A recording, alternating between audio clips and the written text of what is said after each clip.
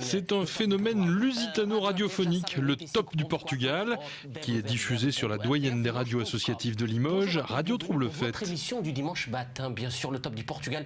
Vous savez, hein, c'est sur Radio RTF le dimanche matin, 10h midi. On est là. Attention, petite surprise aujourd'hui, on ira peut-être un peu plus loin. C'est comme ça tous les dimanches matins, exactement, 10h midi. Et puis voilà, on reçoit des gens, on est là, on fait partager notre bonheur de la culture portugaise. Ici, dans notre émission ce matin, tu vas nous présenter ton deuxième single, en fait, qui va pas tarder à sortir. Tout à fait. C'est à toi et c'est quand tu veux. Ça sera la version acoustique. La version acoustique, exactement, que du bonheur.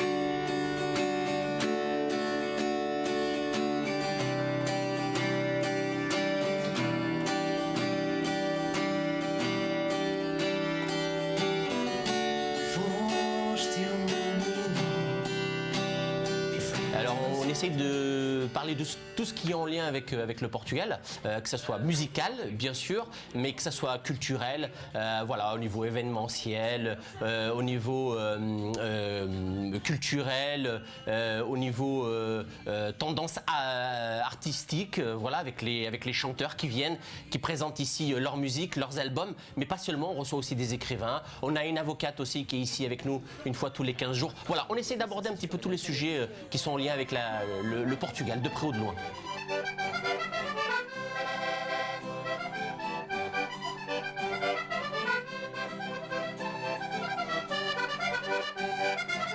Les gens aiment bien se rapprocher, il ne faut pas oublier que les anciens sont venus ici travailler en France, hein, voilà, parce que la vie n'était pas facile au Portugal. Et c'est vrai que les gens se raccrochent beaucoup à la musique et à la culture portugaise ici en France.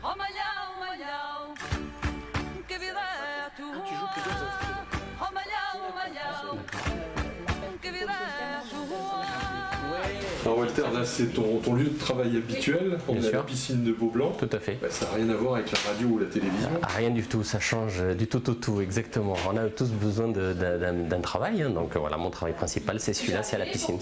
Quand tu es là, tu penses à tes programmes, tu penses à tes invités, tu penses à la musique? Non, pas du tout. Quand je suis là, je suis là. Je suis à mon travail, la radio c'est autre chose, c'est à part, c'est à côté, que ce soit la radio ou la télé, voilà, c'est... Quand je suis à mon travail, je suis à mon travail.